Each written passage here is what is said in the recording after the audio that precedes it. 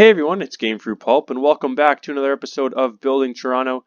Today we have a little bit more of a technical update and not really too much new product to showcase, but more some upgraded stuff and a little bit of a catch me up, for lack of a better explanation, on what's been happening the past few days on the Toronto map. Welcome to any new viewers who recently found the channel. I had the pleasure of sitting down with D. Berman of City News and doing an interview about the Building Toronto project, which was really unexpected to have that opportunity and really cool. And I appreciate that needs to be fixed. I appreciate the opportunity to be interviewed and sit down and talk a little bit about my inspiration for the project and a little bit about the hard work that the team has been doing over the past couple years to really get this project to where it is today. So thank you again to City News for that opportunity, and welcome to anyone who's new to the channel. So like I said, in today's video, we're going to be focusing on one main fix that we made to the map and a few other fixes that are going to be going on over the next couple weeks. We have quite a few people on the server right now. We got a couple builders, a couple visitors. So if you see anybody running about while we record, that's they're either building or running, but they're doing one of the two. So today we're going to be focusing on the King Street area because we recently did a change to the map, a pretty substantial change. We worked quite hard because I knew that the City News article is coming out on Sunday the 19th, so we wanted to try and get everything done in time for that. But basically what happened is, as we built the map, one of the first areas we did was this block right here, in this Commerce Court block. And if you've been with the channel for a while, you understand how the project sort of works. So basically, if we build one block, then all the surrounding blocks, I'm trying not to expose too much for other future videos because we got quite a few things on the go, but all the surrounding blocks also need to be the same size. So like, for example, if we built the Commerce Court block over here, then when we built the block for TD Center, it would have to be the same size. Otherwise, the whole map would look kind of wonky. It wouldn't look like Toronto. And so when we did one of the two blocks, either TD Center or Commerce Court, I'm not sure which came first, we scaled it quite wrong. And there's a little bit of slight scaling issues in the map, which we're going to be addressing over the next few weeks.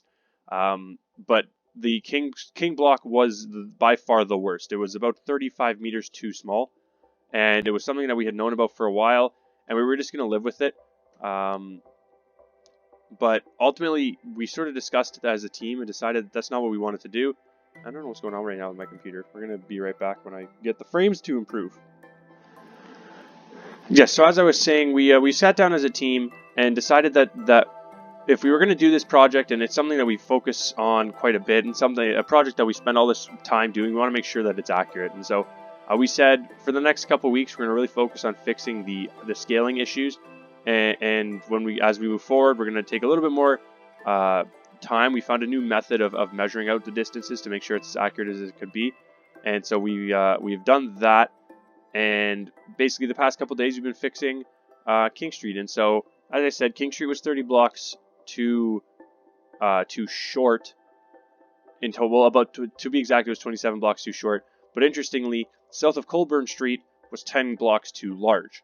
And so what we had to do first was we had to make this chunk here, these blocks here, 10 shorter, which was a pretty substantial project because we had to basically figure out where we could chop off 10 blocks from each of these builds along this area here, which we eventually did. And then we had to make these buildings here that were already completed about 30 blocks larger. And so it's a pretty substantial project, but that also gave us an opportunity to look back at some of the builds we had already done, and some of them as old as a year or two ago, and really touch on or touch up or redo builds that we maybe could have done better on originally. Specifically, One King is one that I'm really happy that we were able to redo, because it was one that I wasn't super happy with originally, but we ultimately left it the way it was because of the scaling issues of the block and that kind of thing. Storm was able to redo it in this time around, and I'm really happy with how it turned out. Specifically the tower, I think it looks a lot better, a lot closer to what the actual tower looks like. So I really wanted to take some time to showcase this in this video. As you can see, it's quite a beautiful piece, even without knowing what One King looks like in real life. It's a beautiful looking tower that Storm really did a good job of capturing.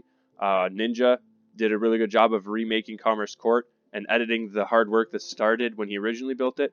And obviously you can, if you've been following the channel for a while, you can see the difference in width of Commerce Court now compared to before.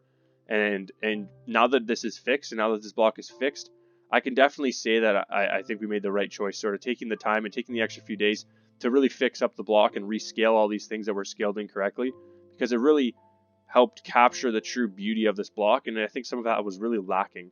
And so as we move west along King Street, specifically on the south side, because the north side's a bunch of new things that I don't want to talk about too much in this video, we see that Commerce Court West has also been upgraded as well. A different block, a different window type, and TD Center has been upgraded and extended in size. New block, new glass type. Also a cool little attraction here. I can't remember what this was meant to say. What is it? BU here, I think is what it's supposed to say. This maybe could use some work, but the effort's there.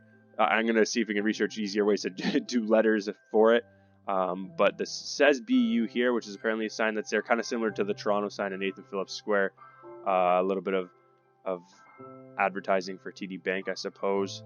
But that is pretty much it for this video. I just wanted to sort of catch you guys up on what was happening over the next few weeks. We have a new building going in here with Brims, who's a new builder on the project. We recently added one builder. We're not looking to expand the team anymore, but we did add one more. And a cool little signature of his is that he says he always builds a crane whenever he's starting a project. And the crane has been quite popular with visitors on the server, so that was a cool little touch as well. But going forward, we do have a few other scaling issues to address. Adelaide block, which is currently being worked on pretty substantially, is too large, so that's going to be fixed.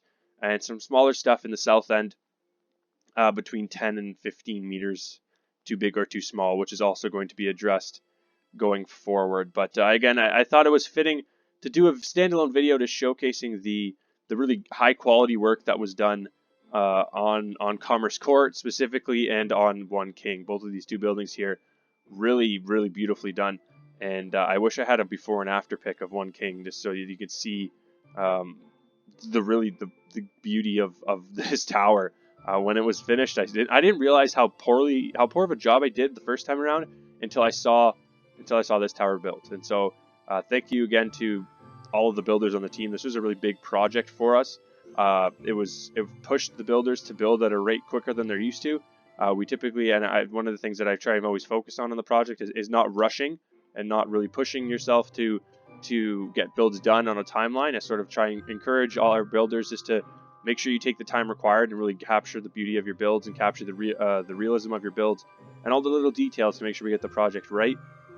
In this case, I sort of forced our builders to capture all the details and be quick, because we wanted to make sure we got everything done in time for our this article that went up on City News. So thank you to the build team again for really pushing hard to get all that stuff done. But that is everything for this video. If you're new to the channel and you enjoyed, be sure to hit that subscribe button. And if you're a returning viewer, thank you for your continued support.